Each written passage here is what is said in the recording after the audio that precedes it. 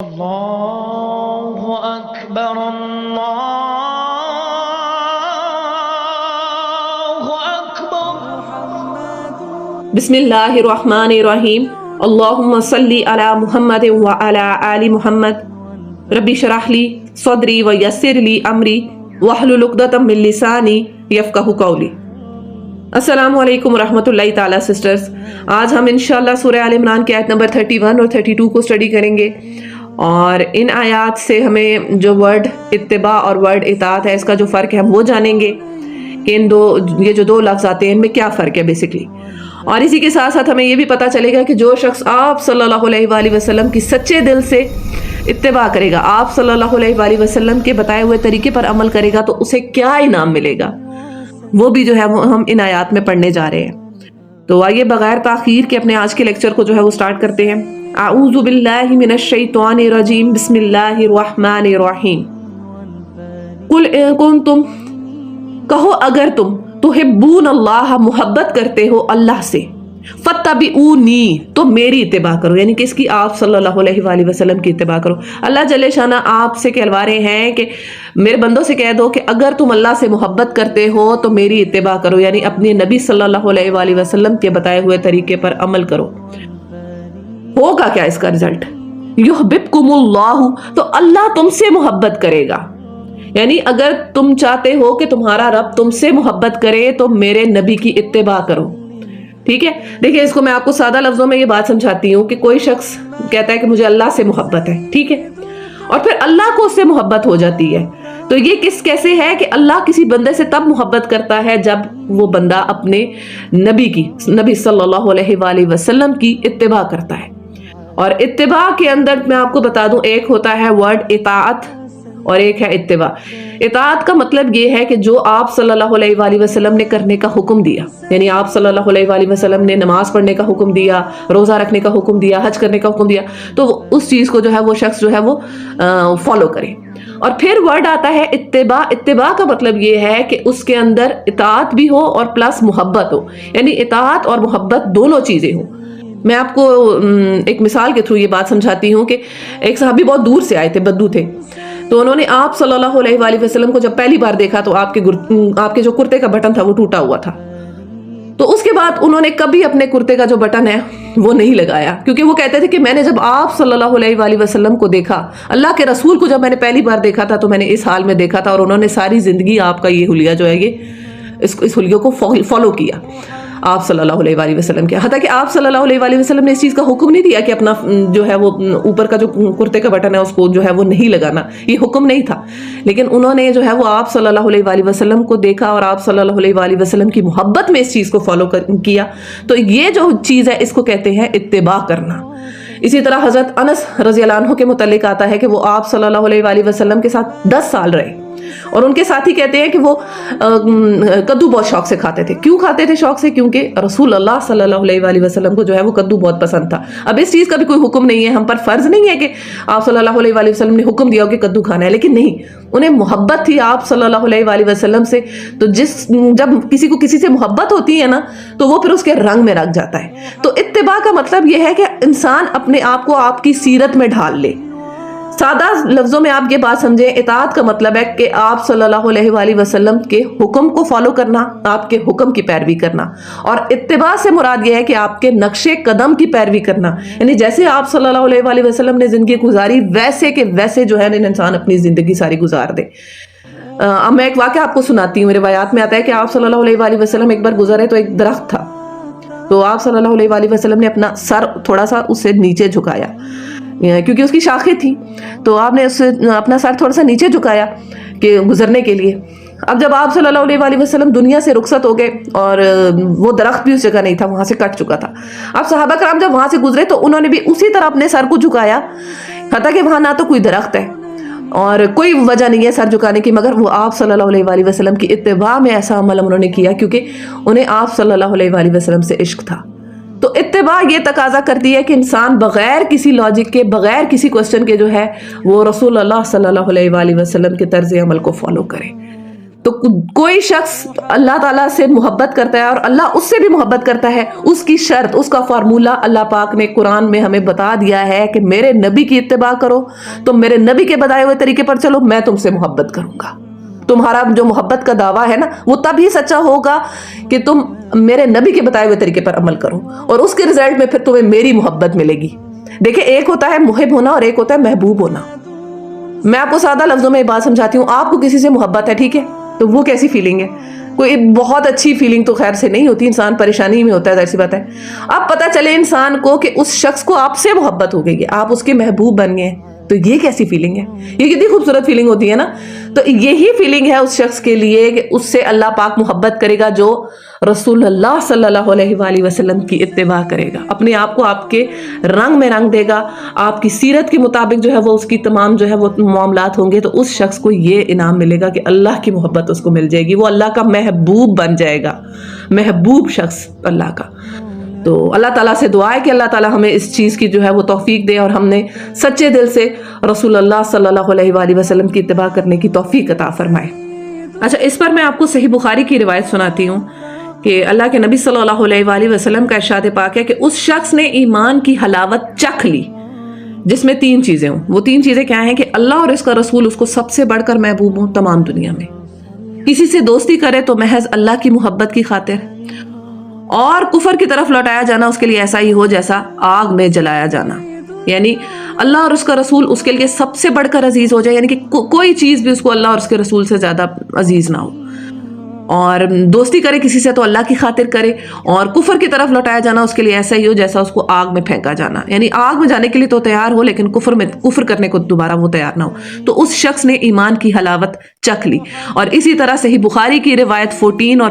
15 کا جو ہے وہ مضمون میں آپ کے سامنے رکھتی ہوں کہ آپ صلی اللہ علیہ وآلہ وسلم کا ارشاد پاک ہے کہ تم میں سے کوئی شخص اس وقت تک مومن نہیں ہو سکتا کہ جب تک کہ میں اس کو اس کے ماں باپ سب سے بڑھ کر زیادہ عزیز نہ ہو جاؤں، یعنی جتنے بھی اس کے رشتے ہیں، جتنا بھی اس کے پاس جو کچھ ہے، مال ہے، اسباب ہے، سب کچھ ہے، ان سب چیزوں سے جب تک بڑھ کر اس کو میں محبوب نہ ہو جاؤں تو وہ شخص اس وقت تک مومن نہیں ہو سکتا۔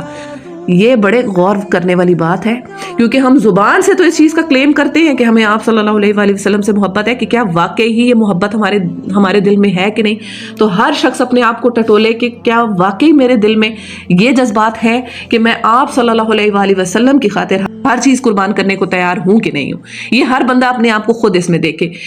ہم اس چیز کو ایسے سمجھ سکتے ہیں جیسے اگر ہمیں ابھی کوئی کہے کہ کیا ہمیں رسول اللہ صلی اللہ علیہ وآلہ وسلم کی خاطر کسی اپنی مال، اسباب، اپنے عزیز و اقارب، اپنی اولاد کی قربانی دینی پڑے تو کیا ہمارا پہلا ریئیکشن کیا ہوگا؟ تو جو شخص ہر چیز کی قربانی دینے کو تیار ہو اور ہر چیز اس سے بڑھ کر اس کو رسول اللہ صلی اللہ علیہ وآلہ وسلم کی ذات ہو تو وہ شخص جو ہے وہ مومن کہلائے گا، اور اس کا جو ہے وہ ایمان جو ہے وہ مکمل ہے۔ حضرت عمر رضی اللہ عنہ ایک بار آپ صلی اللہ علیہ وآلہ وسلم کے ساتھ تھے، اسی طرح چہل قدمی کرے اور آپ کا ہاتھ پکڑا تو کہتے ہیں یا رسول اللہ، آپ مجھے دنیا میں سب سے زیادہ عزیز ہیں سوائے اپنی جان کے، یعنی سچی بات کہہ دی انہوں نے، تو یعنی کہ میری اپنی ذات کو چھوڑ کر آپ مجھے تمام دنیا سے سب سے بڑھ کر عزیز ہیں۔ تو اللہ کے نبی صلی اللہ علیہ وآلہ وسلم نے ارشاد فرمایا کہ نہیں عمر، تمہیں جب تک میں تمہاری اپنی جان سے بھی بڑھ کر عزیز نہ ہو جاؤں تم اس وقت تک ایمان والے نہیں ہو سکتے۔ تو اس پر حضرت عمر رضی اللہ عنہ نے کہا یا رسول اللہ، اب آپ مجھے اپنی جان سے بھی بڑھ کر عزیز ہیں۔ تو پھر اللہ کے نبی صلی اللہ علیہ وآلہ وسلم نے ارشاد فرمایا کہ ہاں عمر، اب تمہارا ایمان جو ہے نا وہ مکمل ہوا۔ تو آپ صلی اللہ علیہ وسلم کی محبت جو ہے یہ کوئی وہ نہیں ہے، یہ ہمارے ایمان کا تقاضا ہے۔ کوئی شخص ایمان والا کہلا ہی نہیں سکتا، اپنے آپ کو کلیم کر ہی نہیں سکتا کہ وہ مومن ہے جب تک اس کے دل میں رسول اللہ صلی اللہ علیہ وآلہ وسلم کی محبت ہر چیز کی محبت سے بڑھ کر نہ ہو جائے۔ اللہ اور اس کے رسول کی محبت ہر چیز سے بڑھ کر ہونی چاہیے۔ سورہ توبہ میں ہمیں یہ مضمون ملتا ہے آیت نمبر 24 میں کہ اے نبی صلی اللہ علیہ وآلہ وسلم ان سے کہہ دو 8 چیزیں گنوائی گئی ہیں، تمہارے بھائی باپ، تمہارے بیٹے، تمہاری عورتیں، تمہارا کنبہ، تمہارا مال اسباب، تمہارے وہ سودے جن کے نقصان کا تمہیں ڈر ہے، اور تمہارے پسند کے مکان، یہ سب چیزیں اگر تمہیں اللہ اور اس کے رسول اور اس کی راہ میں جہاد کرنے سے زیادہ افضل ہیں تو انتظار کرو، اللہ فاسقوں کو جو ہے وہ ہدایت نہیں کرتا۔ یعنی یہ ساری باتیں گنوائی گئی ہیں، یہ ساری چیزیں وہی ہیں جو انسان کے لیے جو ہوتی ہیں سورس آف اٹریکشن ہوتی ہیں، جن کے لیے وہ دنیا میں جو ہے وہ رہ رہا ہوتا ہے۔ کسی کے لیے مال اونچا ہوگا، کسی کے لیے اس کی اولاد اونچی ہوگی، کسی کے لیے بیوی کے دل میں شوہر کی محبت ہوگی، شوہر کے دل میں بیوی کی محبت ہوگی، کوئی اپنے فیملی کو، اپنے گھر کو لے کر، اپنے کوٹھیوں بنگلوں کو لے کر بڑا وہ ہوگا، پوزیسو ہوگا۔ تو اللہ تعالیٰ بتا رہے ہیں اگر یہ ساری چیزیں اللہ اور اس کے رسول اور اس کی راہ میں، اللہ تعالیٰ کی راہ میں جہاد کرنے سے زیادہ عزیز ہیں تمہیں تمام لوگوں کو، مطلب اگر یہ چیزیں زیادہ تم لوگوں کو محبوب ہیں تو سائڈ پر ہو جاؤ، بے شک اللہ فاسقوں کو ہدایت نہیں کرتا. یعنی گویا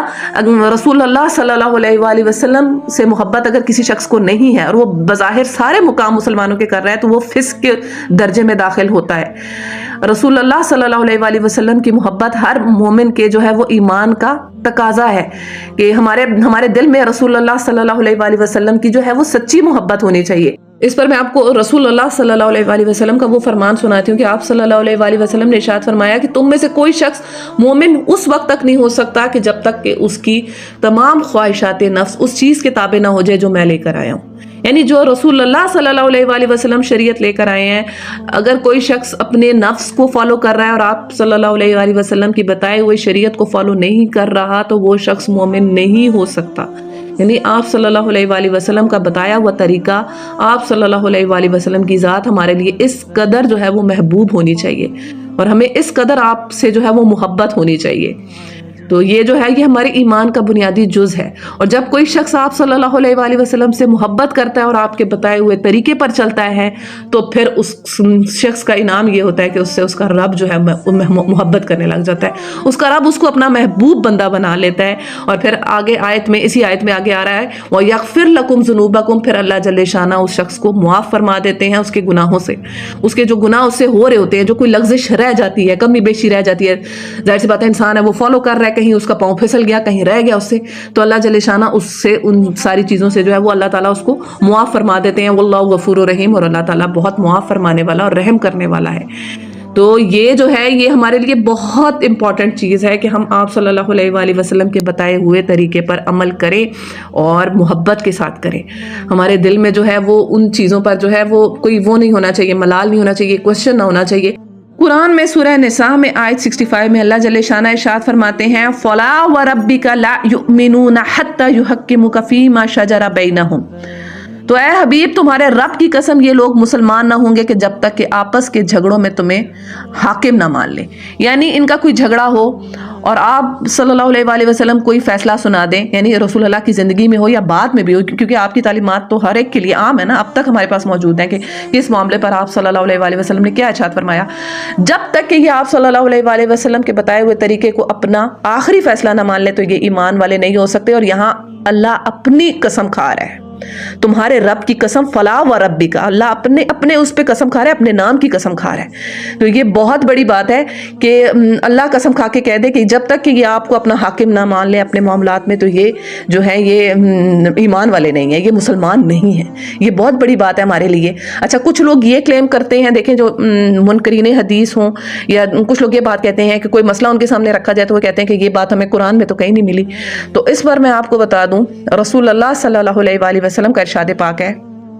ابو داؤد کی یہ روایت ہے 4605 کے رسول اللہ صلی اللہ علیہ وآلہ وسلم نے ارشاد فرمایا کہ ہرگز ایسا نہ ہو کہ میں تم میں سے کسی کو پاؤں کہ وہ اپنے تخت یا دیوان پر بیٹھا ہو اور اس کے پاس میرے احکام میں سے کوئی حکم پہنچے جس کا میں نے حکم دیا ہو یا اسے منع کیا ہو اور وہ کہہ دے کہ ہم نہیں جانتے، ہم تو کتاب اللہ میں جو پائیں گے اس پر عمل کریں گے. یعنی تم میں سے کوئی بیٹھا ہوا ہو آرام ریلیکس موڈ میں اور اب مزے سے یہ کہہ دے کہ یہ بات تو قرآن میں مجھے کہیں نہیں ملی تو میں تو اس چیز پر عمل جو ہے وہ نہیں کروں گی، یہ میرے لیے جو ہے نہیں ہے، مجھے جب تک قرآن میں یہ بات دکھاؤ گے تو میں اس پر عمل کروں گی. اچھا عبداللہ بن مسعود رضی اللہ عنہ ایک بار اسی طرح جو تھے وہ درس دے رہے تھے اور آپ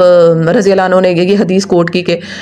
گودنے والیوں پر اور گدوانے والیوں پر اور نوچنے والیوں پر اور نوچوانے والیوں پر جو ہے وہ اللہ تعالیٰ کی جو ہے وہ اللہ کے رسول کی نے جو ہے وہ لعنت کی ہے. تو اس پر ایک خاتون نے کہا کہ یہ بات تو ہمیں جو ہے وہ قرآن میں کہیں نہیں مل رہی. تو اس پر انہوں نے سورہ حشر کی آیت سنائی. وہ آیت ہے وَمَا أَطَاكُمُ الرَّسُولُ فَخُذُوهُ وَمَا نَهَاكُمْ عَنْهُ فَانْتَهُوا، کہ جو کچھ تمہیں رسول دے دیں اسے لے لو اور جس چیز سے وہ تمہیں منع کر دیں اس سے منع ہو جاؤ. تو آپ صلی اللہ علیہ وآلہ وسلم نے تو اس چیز سے منع کر دیا ہے کہ یہ گودنا گدوانا، ٹیٹوز بنوانا اور یہ پلکنگ وغیرہ کروانا اس سے منع فرمایا. تو اس کا مطلب ہے کہ قرآن بھی اس چیز کے بارے میں یہی کہہ رہا ہے کہ جو رسول تمہیں دیں وہ لے لو، جس چیز سے وہ تمہیں منع کریں اس سے تم منع ہو جاؤ. دیکھیں قرآن کے تھرو ہمیں یہ پتہ چلتا ہے کہ ہم پر نماز فرض ہے. نماز پڑھنا ہمیں کیسے آئے گا جب تک ہم آپ صلی اللہ علیہ وآلہ وسلم کی سیرت کو جو ہے وہ اسٹڈی نہیں کریں گے. رسول اللہ صلی اللہ علیہ وآلہ وسلم کی ذات کے تھرو جو ہے ہمیں پتہ چلتا ہے نماز پڑھنی کیسے ہے، ٹھیک ہے. اسی طرح حج کرنے کا طریقہ وہ ہمیں آپ صلی اللہ علیہ وآلہ وسلم کی ذات اقدس کے تھرو جو ہے وہ پتہ چلتا ہے. تو یہ ساری باتیں ہیں، یہ اتنی امپورٹنٹ ہیں، اور لوگ مطلب آرام سے یہ بات ایزیلی کہہ دیتے ہیں کہ یہ چیز جو ہے وہ ہمیں قرآن میں تو کہیں نہیں ملی، تو اس چیز کے اوپر ہمارا عمل نہیں، ہم اس چیز پر عمل نہیں کریں گے. تو یہ بہت سخت جو ہے نا وہ بات ہے، کیونکہ اگر آپ صلی اللہ علیہ وآلہ وسلم نے ایک چیز سے منع فرما دیا ہے تو وہ بھی ہمارے لیے جو ہے وہ بالکل ایسے ہی ہے جیسے قرآن نے ہمیں منع کر دیا ہو، کیونکہ رسول وہی بات کہتے ہیں جو اللہ کے حکم سے ہوتی ہے. اگلی آیت اب ہم پڑھ لیتے ہیں. قل اطیعوا اللہ والرسول، کہو اطاعت کرو اللہ کی اور اس کے رسول کی. فَإِن تَوَلَّوْا، پھر اگر وہ منہ پھیر جائیں، فَإِنَّ اللَّهَ لَا يُحِبُّ الْكَافِرِينَ، تو بے شک اللہ محبت نہیں کرتا کافروں سے. اس آیت سے ہمیں یہ بھی پتہ چلتا ہے کہ جو شخص اللہ اور اس کے رسول کی اطاعت نہیں کرتا تو گویا وہ کفر کرتا ہے، کیونکہ اللہ کہہ رہا ہے فَإِنَّ اللَّهَ لَا يُحِبُّ الْكَافِرِينَ، کہ اللہ کفر کرنے والوں کو جو ہے وہ پسند نہیں کرتا، ان سے محبت نہیں کرتا. تو اللہ اور اس کے رسول کی جو اطاعت ہے وہ ہمارے لیے اتنی زیادہ جو ہے وہ امپورٹنٹ ہے. میں آپ کو سورہ محمد کی آیت نمبر 33 سناتی ہوں. یا ایھا الذین آمنوا اطیعوا اللہ واطیعوا الرسول ولا تبطلوا اعمالکم، اے لوگوں جو ایمان لائے ہو، اللہ کا حکم مانو اور رسول کا حکم مانو اور اپنے اعمال کو باطل نہ کرو. یعنی گویا جو شخص اللہ اور اس کے رسول کی اطاعت نہیں کر رہا اس کے اعمال جو ہیں وہ باطل ہیں. کہنے کو وہ بے شک جو مرضی کر رہا ہو، جتنے نیک اعمال کر رہا ہے، اپنے آپ کو وہ جس طرح سے بھی وہ شو کر رہا ہے، اس کا عمل قابل قبول نہیں ہے اگر وہ اللہ اور اس کے رسول کی جو ہے وہ اطاعت نہیں کر رہا، ان کے بتائے ہوئے طریقے پر عمل نہیں کر رہا. اس کے سارے اعمال جو ہیں وہ ضائع ہو رہے ہیں، اعمال باطل ہو رہے ہیں. اور اسی پر میں آپ کو صحیح بخاری کی روایت سناتی ہوں 7277 کہ آپ صلی اللہ علیہ وآلہ وسلم نے ارشاد فرمایا سب سے اچھی بات کتاب اللہ ہے، اور سب سے اچھا طریقہ محمد صلی اللہ علیہ وآلہ وسلم کا طریقہ ہے، اور سب سے بری نئی بات یعنی بدعت پیدا کرنا ہے، اور بلا شبہ جس کا تم سے وعدہ کیا جاتا ہے وہ آ کر رہے گی اور تم اپنے پروردگار سے بچ کر نہیں جا سکتے. یعنی بتایا جا رہا ہے سب سے اچھی بات اللہ کی کتاب ہے، قرآن ہے، اور سب سے اچھا طریقہ رسول اللہ صلی اللہ علیہ وآلہ وسلم کا طریقہ ہے، اور سب سے بری چیز جو ہے وہ دین میں نئی بات ایجاد کرنا ہے، یعنی بدعت ایجاد کرنا، یعنی بدعتوں سے بچنا ہے اور رسول اللہ صلی اللہ علیہ وآلہ وسلم کے طریقے پر جو ہے وہ عمل کرنا ہے. مسند احمد کی روایت 4142 سے پتہ چلتا ہے کہ رسول اللہ صلی اللہ علیہ وآلہ وسلم نے ایک بار سیدھی لکیر کھینچی اور اس کے ارد گرد کچھ اور لکیریں کھینچی اور بتایا کہ ان سب رستوں پر جو ہے وہ شیطان بیٹھا تمہیں بلا رہا ہے، یعنی جو سیدھے رستے کے علاوہ باقی رستے تھے ان پر بیٹھا شیطان تمہیں بلا رہا ہے. اور پھر آپ نے اس سیدھی لکیر کی طرف اشارہ کر کے فرمایا کہ یہ میرا سیدھا راستہ ہے، سورہ انعام کی آیت ہے، اس کی پیروی کرو. یعنی سیدھا راستہ کون سا؟ وہ ہے قرآن اور سنت کا راستہ. قرآن نے جو بتایا اور جو ہمیں پھر آپ صلی اللہ علیہ وآلہ وسلم کی سیرت سے جو ہمیں پتہ چلتا ہے. اس کے علاوہ اگر کوئی شخص کسی راستے کو فالو کرے گا، کسی چیز کو فالو کرے گا، نماز جو ہے پڑھ رہا ہے لیکن اس کی سنت کے مطابق نہیں ہے، روزہ رکھ رہا ہے سنت کے مطابق نہیں ہے، اور سارے کام کر رہا ہے، عمل کر رہا ہے، کیے جا رہا ہے لیکن وہ سنت کے مطابق نہیں ہے، تو وہ عمل جو ہے وہ قابل قبول نہیں ہے. دیکھیں کوئی عمل تب ہی قبول ہوتا ہے، اس پہ دو شرائط ہونے چاہیے، ایک تو وہ شریعت کے مطابق ہو اور دوسرا ریاکاری سے بچا ہوا ہو. تو کوئی عمل انسان اگر کر رہا ہے بہت خالص ہے، اللہ سے بڑا محبت کا وہ ہے وہ کلیم کر رہا ہے، لیکن وہ اس کا شریعت کے مطابق نہیں ہے، رسول اللہ کے طریقے سے ہٹا ہوا ہے، تو وہ عمل کیسے قابل قبول ہوگا؟ تو اس لیے آپ صلی اللہ علیہ وآلہ وسلم کی جو ذات ہے وہ ہمارے لیے بہترین عملی نمونہ ہے. دیکھیں کوئی شخص کہتا ہے نا فلاں میرا آئیڈیل ہے، فلاں میرا آئیڈیل ہے، میں اس کے طریقے کو فالو کروں گا، میں وہ شخص میرا رول ماڈل ہے.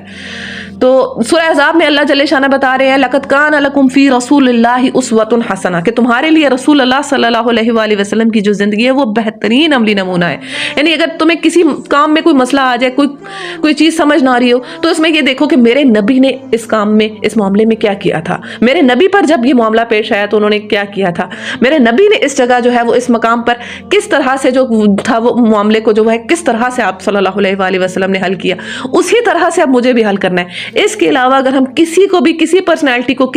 کسی بھی ذات کو ہم فالو کریں گے تو سوائے گمراہی کے ہمیں اور کچھ نہیں ملے گا، کیونکہ رسول اللہ صلی اللہ علیہ وآلہ وسلم کی ذات ہے. نہ تو ہمیں کوئی اور شیخ جو ہے صحیح رستہ دکھا سکتا ہے، نہ کوئی اور مرشد ہمیں صحیح رستہ دکھا سکتا ہے، نہ کوئی اور کوئی بھی ذات ہمیں گمراہ کر سکتی ہے سوائے ہمارے نبی صلی اللہ علیہ وآلہ وسلم کی ذات کے، جن کے بارے میں قرآن کہتا ہے ما ضل صاحبکم وما غوی، کہ تمہارا نبی نہ کبھی بہکا ہے نہ بہکے گا. یعنی کوئی شخص بھی دنیا میں کہیں بھی غلطی کر سکتا ہے سوائے میرے نبی کے. تو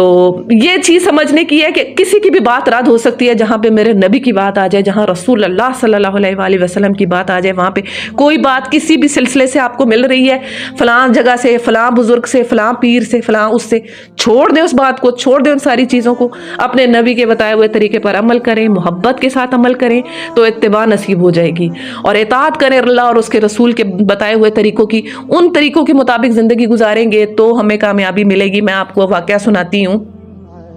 حضرت عمر فاروق رضی اللہ عنہ کے دور میں مسلمانوں کی جنگ تھی، ٹھیک ہے، تو وہاں کا جو مسلمانوں کا جو سپاہ سالار تھا وہ اس نے خط لکھا امیر المومنین کو اور کہا کہ اس طرح کا معاملہ ہمارے ساتھ آ رہا ہے کہ جو دشمن ہے وہ ان کے ساتھ جو ہے وہ دشمن ہم سے ہار نہیں پا رہے، یعنی کہ ہمیں ان پر فتح نہیں مل رہی۔ تو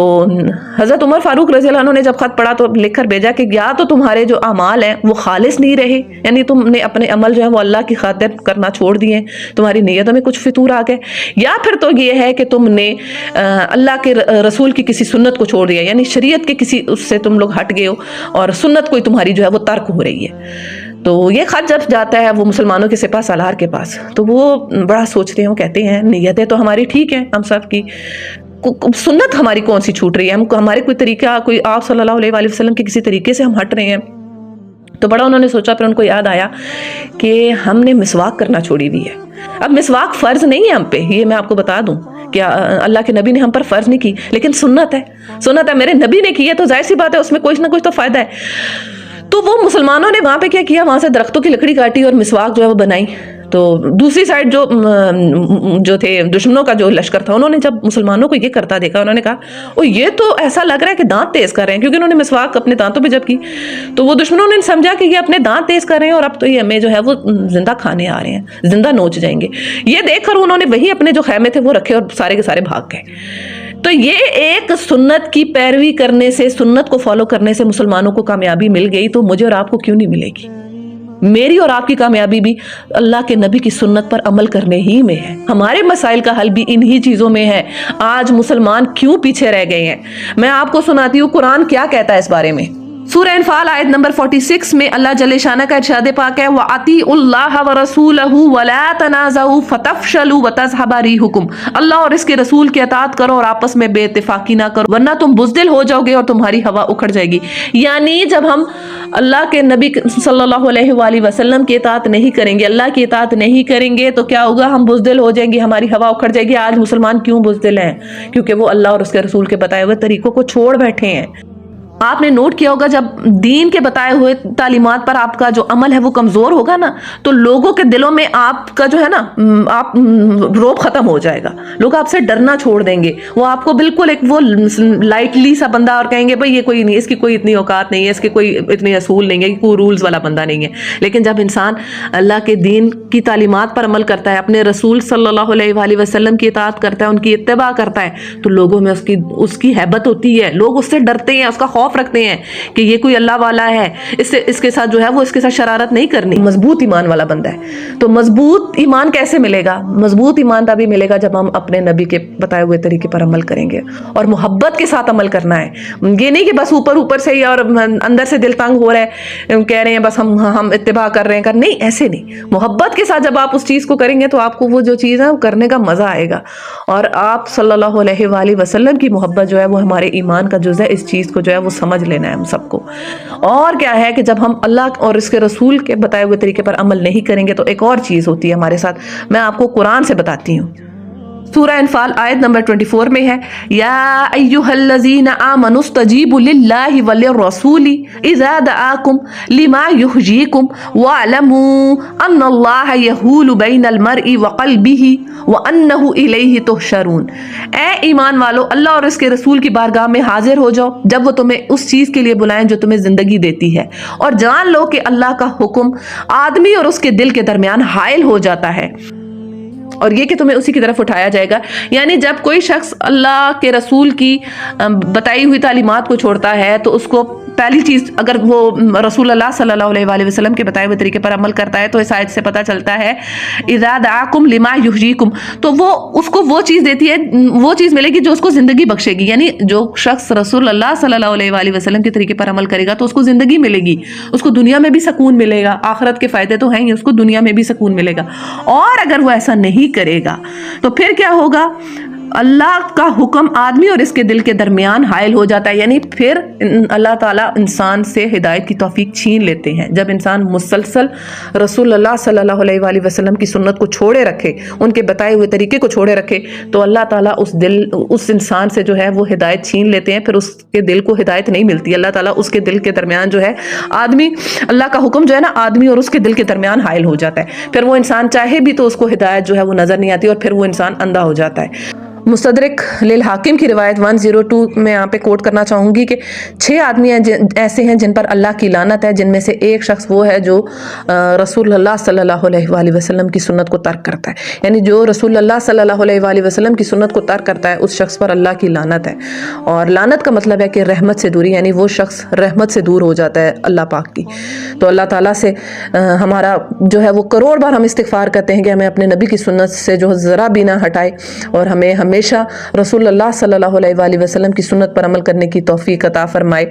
اور مستدرک کی روایت 319 بھی میں آپ کو سنا دیتی ہوں. حضرت ابو ہریرہ رضی اللہ عنہ سے مروی ہے کہ اللہ کے نبی صلی اللہ علیہ وآلہ وسلم نے ارشاد فرمایا کہ میں تمہارے درمیان 2 چیزیں چھوڑ کر جا رہا ہوں، اگر اس پر عمل کرو گے تو کبھی گمراہ نہ ہوگے. ایک ہے کتاب اللہ اور دوسری ہے میری سنت، اور یہ قیامت تک ایک دوسرے سے جدا نہیں ہو سکتے. یعنی ایک اللہ کی کتاب اور دوسری میری سنت پر جو شخص عمل کرے گا وہ کبھی گمراہ نہیں ہوگا، بشرطے کہ قرآن اور سنت دونوں کو لے کے چلے،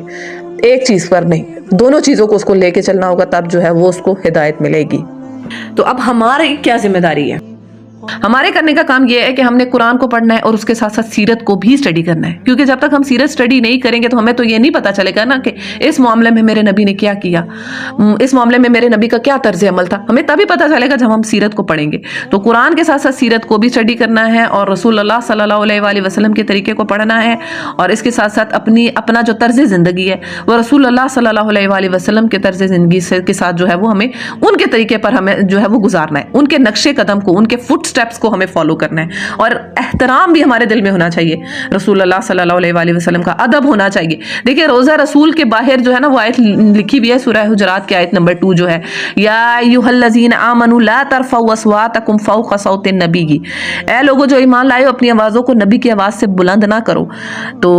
ادب اور احترام بھی اتنا انسان کے اندر ہونا چاہیے. اور اس آیت کے آخر میں آتا ہے کہ اگر جیسے تم لوگ آپس میں ایک دوسرے سے باتیں کرتے ہو تو اس طرح جو ہے وہ رسول اللہ صلی اللہ علیہ وآلہ وسلم کے روبرو گفتگو نہ کرو، اور انتہائی احترام سے آپ صلی اللہ علیہ وآلہ وسلم سے بات کرو کہ کہیں ایسا نہ ہو کہ تمہارے سارے اعمال جو ہے وہ ضائع ہو جائیں، وانتم لا تشعرون، اور تمہیں اس چیز کی خبر بھی نہ ہو. تو ادب بھی بہت ضروری ہے آپ صلی اللہ علیہ وآلہ وسلم کی ذات اقدس کا. ہمارے دلوں میں ادب بھی بہت ہونا چاہیے. تو یہ ساری چیزیں ہیں. اچھا میں ایک روایت آپ کو سناؤں گی جو مجھے بہت رکت آمیز لگی تھی اور میں چاہتی ہوں کہ آپ لوگ کے ساتھ اس کو شیئر کروں. یہ صحیح مسلم کی روایت ہے 7145 نمبر پہ. اللہ کے نبی صلی اللہ علیہ وآلہ وسلم نے ارشاد فرمایا، میری امت میں میرے سے سب سے زیادہ محبت کرنے والے وہ لوگ ہیں جو میرے بعد آئیں گے، اور ان میں سے ہر ایک یہ چاہتا ہوگا کہ کاش اپنے اہل و عیال اور مال کی قربانی دے کر مجھے دیکھ لے. کیا کہا جا رہا ہے کہ ان میں سے ہر شخص یہ چاہتا ہوگا کہ اپنے اہل و عیال اور مال کی قربانی دے کر مجھے دیکھ لے. یعنی وہ میرے بعد آئیں گے اور یہ خواہش کریں گے کہ اپنا سب کچھ لوٹا کر، اپنا مال، اولاد، اہل و عیال، سب کچھ، کوئی خواہش ہے کچھ بھی ہے ان کے دل میں، وہ اس کو لوٹا جو ہے وہ اللہ کی راہ میں اللہ کے رسول کو ایک جھلک دیکھنے کے لیے نا ان سب چیزوں کی قربانی دے دے. تو اب یہ بتایا جا رہا ہے کہ یہ رسول اللہ صلی اللہ علیہ وآلہ وسلم کے بعد یہ لوگ آئیں گے. اللہ ہمیں ان لوگوں میں سے کرے. اللہم اجعلنا منہم. اللہ تعالیٰ سے دعا کریں کہ اللہ تعالیٰ ہمیں اس کیٹیگری میں جو ہے وہ فال کرا دے، اور اللہ ہمیں اپنا اور اپنے نبی کا سچا عشق عطا فرما دے. اقبال نے کیا خوب کہا ہے کہ محمد سے تو نے وفا تو ہم تیرے ہیں، یہ جہاں چیز ہے کیا لوح و قلم تیرے ہیں. اور یہ بات بالکل حقیقت ہے، جب بھی ہم رسول اللہ کے بتائے ہوئے طریقے پر عمل کریں گے نا، یہ جہان اور وہ جہان دونوں ہمارے ہوں گے. ہر جگہ ہمیں کامیابی ملے گی، ہر جگہ ہمارے لیے آسان ہوگی، ہر جگہ ہمارے لیے پرسکون ہوگی، ہر جگہ میں ہمارے لیے جو ہے وہ اللہ کا کرم، فضل، انعام اور خیر اور برکت ہوگی. تو یہیں پہ میں اپنے آج کے اس لیکچر کو اینڈ کرتی ہوں، اور اللہ تعالیٰ سے دعا ہے کہ آج اتنی قیمتی آیات ہم نے پڑھی ہیں، اور سچے دل سے اللہ تعالیٰ سے دعا کریں کہ اللہ تعالیٰ ہمیں صحیح معنوں میں رسول اللہ صلی اللہ علیہ وآلہ وسلم کی اتباع کرنے کی توفیق عطا فرمائے۔ اپنی دعا میں یاد رکھیے گا۔ السلام علیکم ورحمۃ اللہ تعالیٰ۔